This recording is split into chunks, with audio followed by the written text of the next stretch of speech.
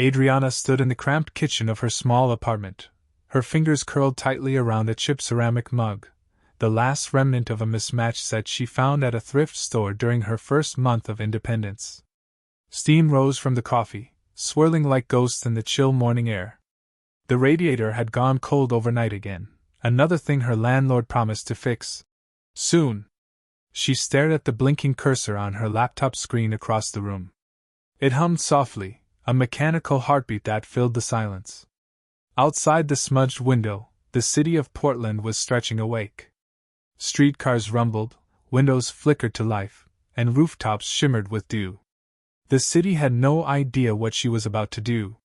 She wasn't even sure herself. At 19, Adriana Rains already knew what it meant to be invisible. Her life had become a silent rebellion against expectations, against her parents, who had given up on her long before she ever had a chance to fail, and against a world that seemed to label dreamers as delusional. She could still hear her mother's voice, Margaret Rains, always elegantly tired, always sighing through sentences. Adriana, you have to be realistic. Your sister is taking ballet and AP Bio. Your cousin is meeting with Harvard reps, and you're messing around with computers. Her father, Henry, had little time for nuance. You think playing with code is gonna pay your bills? Maybe you should aim for something you're actually good at. Folding sweaters. Making coffee. Her younger sister, Annie, never said much. She didn't have to. She was the golden child, bright, graceful, with eyes that sparkled when she danced and a report card that made teachers beam. She was everything Adriana was not. Every family photo was a reminder, Annie in the center beaming, while Adriana hovered at the edges, barely in frame. Then there was Scott, their cousin. A future lawyer, debate champion, smug since age 10. His sarcasm was as sharp as his jawline, and he never missed a chance to undermine her. Still doing that robot thing? He once asked during Thanksgiving, waving his fork like a wand. Maybe one day you'll build something useful. Like an app that finds your self-esteem. Even Olivia, her childhood friend turned reluctant companion, had long since outgrown their bond. She didn't even bother to pretend anymore. Why don't you do something easy? Olivia once offered, half laughing, half serious, during lunch at their old high school hangout.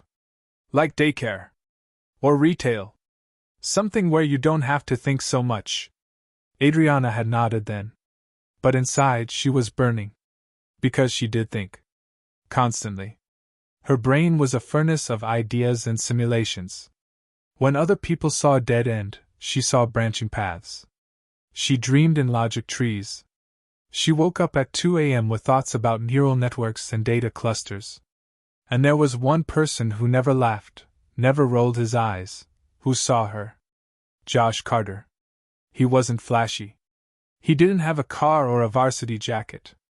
But he had patience, wit, and a mind that could match hers, algorithm for algorithm. They met in 8th grade algebra when she corrected the teacher's example and Josh mouthed, "Nice," with a grin. Since then, they'd become something between siblings and soulmates. Two nerds against the world. "You don't need their permission," he said after one particularly bruising family dinner. Her father had tossed her a retail job flyer like it was a lifeline. "You just need proof." That night, they sat on the roof of his garage. They watched the stars flicker through the city's haze, talking about machine learning and the gaps in current AI architecture. There was something missing in how machines processed nuance, how they made decisions without real intuition. What if they could build something better? They sketched it on a pizza box. A new framework. Something adaptive. Something that could analyze messy, inconsistent human input and draw conclusions that felt intuitive. Human. They named it Cornova. Adriana's heart raced every time she wrote the name. Nova for the explosion. Core for the structure. It was more than a startup. It was her chance to matter. But telling her parents had been a mistake. She stood in the living room, laptop in hand, trying to explain it all, her vision, the prototype, the potential. She spoke with a nervous kind of electricity, words tumbling over each other. Henry didn't even look up from his chair. You want to be Steve Jobs in your pajamas? He scoffed. Come on, Adriana. Margaret crossed her arms. Honestly, this again? You're 19. You're not a kid playing with science kits anymore. I'm not playing, this is serious. Josh and I. Oh, Josh, Margaret interrupted. Of course. The boy with no future and a bad haircut. Henry stood up, slow and tired. We've given you space, Adriana. We've let you figure things out while Annie takes internships and gets actual degrees. I'm building something real. Real? He said sharply. It's code and daydreams. You want to waste your life chasing fantasy? Fine. But do it somewhere else. Adriana blinked. What do you mean? Henry turned away. It's time you moved out. You're old enough, Margaret added flatly, picking up a mug from the table. You want to play grown-up? Be one. Silence filled the room. No shouting. No dramatic tears. Just two parents, already mentally finished with their daughter. As if she were an obligation they were finally closing the book on. So Adriana packed a duffel bag. One backpack of clothes, one laptop, and a $20 bill taped inside her wallet. She walked out the next morning while everyone else slept. The basement apartment she found had mold in the corners and a water heater that coughed like it had tuberculosis. But it had Wi-Fi. And it had possibility. She and Josh worked until their fingers cramped and their eyes burned. They lived on instant noodles, crashed hackathons for exposure, pitched to tech meetups in cold auditoriums. Every no hardened their resolve. Every insult from Scott, every silence from her parents, fed the engine. One night, after being ghosted by yet another angel investor, Adriana looked at Josh across the glow of their laptops and said, Do you ever wonder if we're crazy? He smiled, tired but steady. Every day. But only crazy people change the world. It would take 4 more years before the world changed back. It was winter in Portland when the lowest point hit. Adriana sat curled in a threadbare hoodie on a beat-up couch they'd salvaged from a curb, laptop balanced on her knees. The radiator hissed like an angry cat. Her inbox displayed rejection number 34. This one came with a personalized note. Interesting tech, but lacks commercial viability. Good luck. Her fingers hovered over the keys. She wanted to scream. Josh walked in, balancing 2 paper bags filled with gas station sandwiches and off-brand energy drinks. No ramen tonight, he said with exaggerated flair. We're eating gourmet. She raised an eyebrow. This place take crypto? He grinned. They barely take cash. They ate in silence, the room filled with the hum of their server tower, a Frankenstein of parts scavenged from Craigslist and community college surplus auctions. Adriana glanced at the whiteboard, where their core algorithm diagram was starting to resemble the map to a secret world. I think we need to rewrite the interpreter module, she said suddenly. It's too rigid. It's mimicking logic trees, not instinct. Josh paused mid-bite. So, instead of training it on responses, we train it on intention? She nodded. Exactly. Let it guess why a human would make a leap, not just what leap they made. They stayed up until dawn. It became a rhythm. Code. Fail. Eat. Try again. They cold-pitched venture capitalists. One meeting ended with a man in a Patagonia vest telling Adriana that she had plenty of spunk, but should consider a non-technical role. For optics. Josh had to hold her back in the parking lot. But not all rejections came with mockery. A woman named Mia from a mid-sized VC firm actually stayed on Zoom for 20 whole minutes, asking about their adaptive model. She didn't invest, but her questions shaped their next version. They learned. They sharpened their pitch. And then, like lightning hitting the right wire, came Daniel Cho.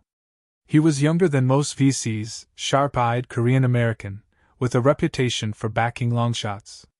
He met them in a tiny WeWork conference room with a Starbucks cup in hand and no time for small talk. So, he said, clicking open their pitch deck, show me what makes you inevitable. Adriana didn't breathe for the first 5 minutes. She walked him through their core innovation, instinct simulation, A training model that let AI recognize ambiguity and still act meaningfully, an intuition engine. Daniel didn't smile until slide 19. "I've seen 15 AI decks this month," he said finally. "None of them explained human behavior as a variable. You too, this could work." Adriana and Josh sat frozen as he closed his laptop. "I'll start with 1 million seed round.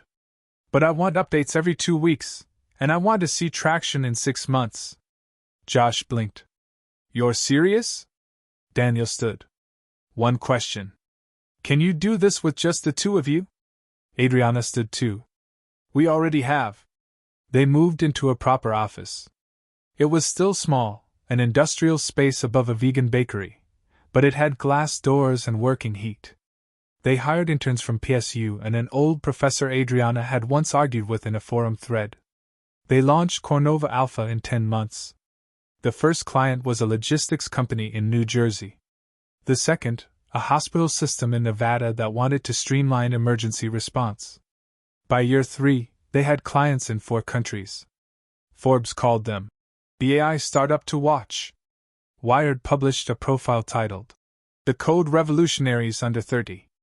Adriana wore the same hoodie during the interview that her mother once threw out, saying she looked like a dropout. She wore it with pride. But the silence from her family remained unbroken. Not even a "saw the article" text. Not from Henry. Not from Margaret. Certainly not from Scott. One night, Josh found her on the office balcony, staring out over the city. "Still no word?" She shook her head. "You okay?" She thought for a long moment. "I used to want them to say sorry. Now I just want them to stop living rent-free in my head." Josh offered her a soft smile. "Then maybe it's time we start writing the next chapter. Not for them. For us." 3 years later. The invitation for her sister's wedding. It came in an envelope so delicate, she almost thought it was a joke. Gold trim. Ivory cardstock. The kind of stationery used by people who had never waited for overdue invoices to clear. "Dear Adriana, I know things have been hard between you and the family. But I really want you there. Please come. Love, Annie." Her hands trembled. The last time she spoke to Annie, they'd been 18. Annie was heading to a dance scholarship interview.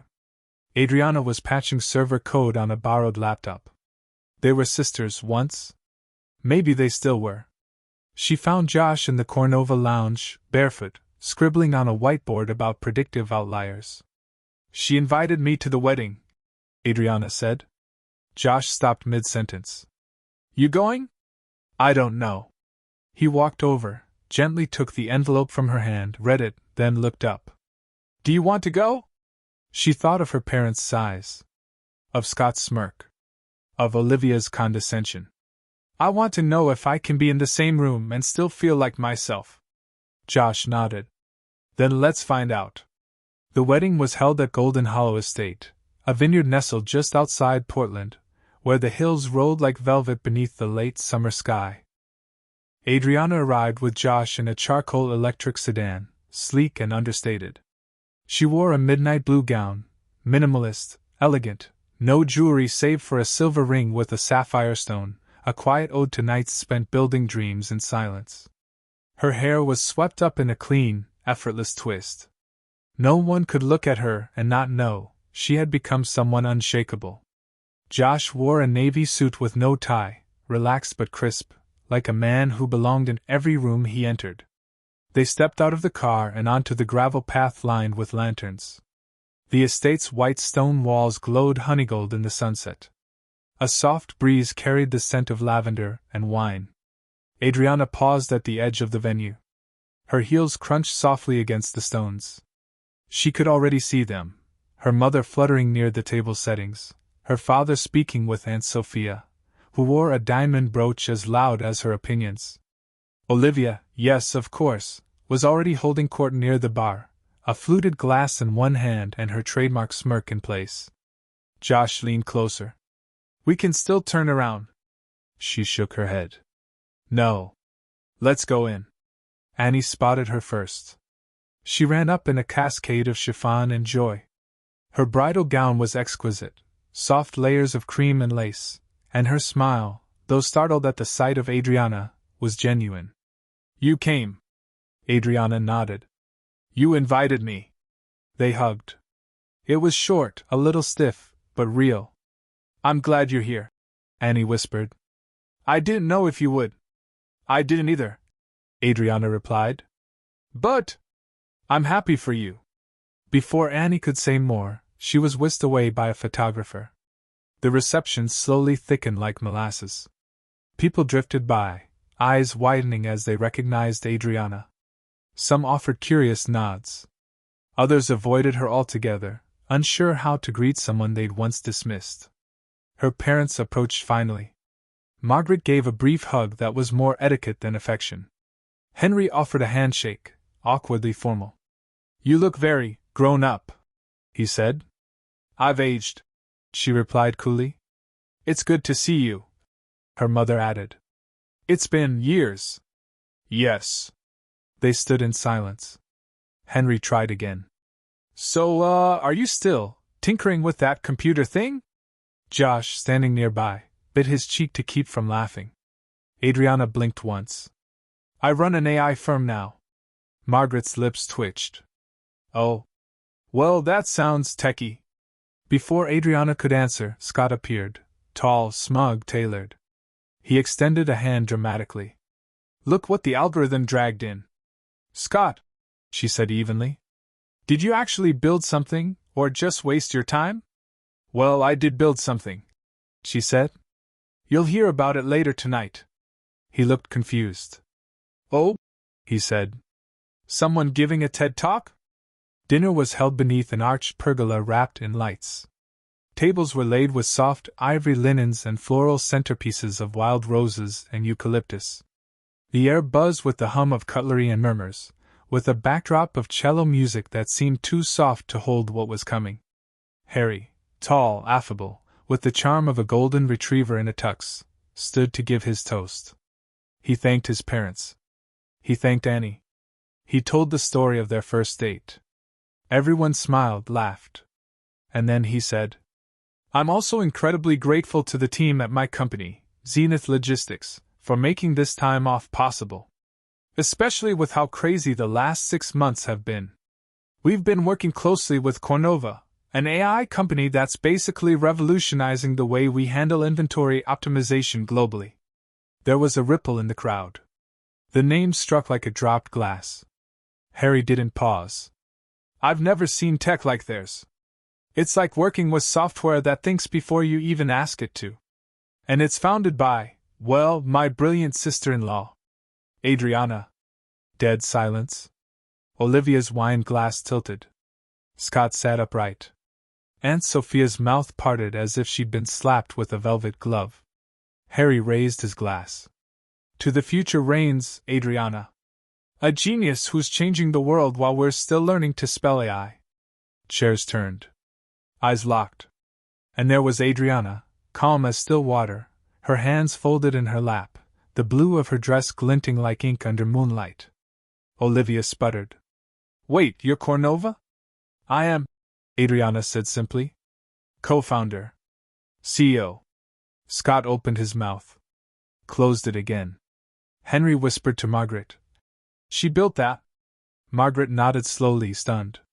Aunt Sophia, desperate to find purchase in the conversation, offered. Well, I always said you were, gifted. You used to love puzzles as a girl. Adriana smiled. Yes. I still do. After the toasts, the crowd thinned. The string quartet switched to slow jazz. Olivia circled back like a wasp drawn to spilled champagne. You know, she said, leaning in. I always knew you'd do something different. Not everyone's cut out for traditional jobs. Adriana sipped her drink. You told me to apply at a daycare. Olivia laughed nervously. That was years ago. It still matters to me, though. From across the lawn, Aunt Sophia waved. We should talk investment sometime. Scott has a friend in New York, private equity, I think. Very sharp. Adriana tilted her head. I'll pass. She found Annie near the edge of the terrace, the air thick with rose blossoms and string lights. "I didn't know Harry was working with your company," Annie said softly. "Neither did I until last month." Annie looked down. "I should have stood up for you. Back then." "You didn't have to," Adriana said. "I did." They hugged again, tighter this time. The evening air had softened to velvet. The guest had thinned, laughter echoing faintly behind them like ghosts from a former life. Adriana and Josh walked side by side down a path bordered with wild thyme and grapevines heavy with late summer fruit. Overhead, fairy lights hung like constellations caught in the branches. They didn't speak at first. The silence was full, not empty, like the breath before a promise. Adriana stopped beneath an old olive tree, its silvery leaves whispering in the breeze. Josh turned to face her. "You okay?" She looked up at the sky, then back at him. "I thought coming here might crack me open. That being around them would. I don't know. Shrink me? And did it?" he asked gently. She shook her head, a small, amazed smile playing on her lips. "No. It just reminded me how far I've come. How much I've changed. And how little they have." Josh reached for her hand. "You didn't just change, Adri. You became. You grew into the person you were always meant to be. They just never saw it. I think part of me used to need them to," she admitted. "To see me. To believe me. But not anymore?" he asked. She turned fully to him now, her eyes searching his, deep and clear. "No. Because I realized, the one person who saw me, really saw me, was always standing right next to me. You never laughed at my dreams. You never asked me to be smaller. You built them with me." Josh smiled, the kind that only ever belonged to her. "I didn't build your dreams. I just held the ladder while you climbed. You were more than that," she whispered. "You were the first place I felt safe. The first person who made me feel like I was enough, even when everything around me said I wasn't." He stepped closer. "You've always been more than enough. Adriana, I fell in love with your fire before I even knew what love was. Before I knew what we could be." Her eyes filled, not with sorrow, but with something deeper. Something like a rival. "I don't want to build empires unless you're in them," she said. He grinned. "I've loved you since our first pitch deck." Adriana laughed softly. "You mean the one where we spelled algorithm wrong on the front slide?" "Exactly that one," Josh said. "That's when I knew you were my person." They stood there, two kids who had built an empire out of rejection and raw belief, who had risen from the concrete basement floor to the stars. Then she whispered, "So what now?" He took both her hands in his. "Now we build a life. A slow one. A steady one. With room for messy mornings and midnight coding and long walks just like this." Her voice was soft. "With you?" "Only with me," he said. "If you'll have me." She leaned in, her forehead against his. "I already do." Then they kissed, no longer just a promise of something beginning, but a vow to everything that had already been built between them. And overhead, the stars that once bore silent witness to the lonely ambition of two outcasts now glittered like an audience in awe.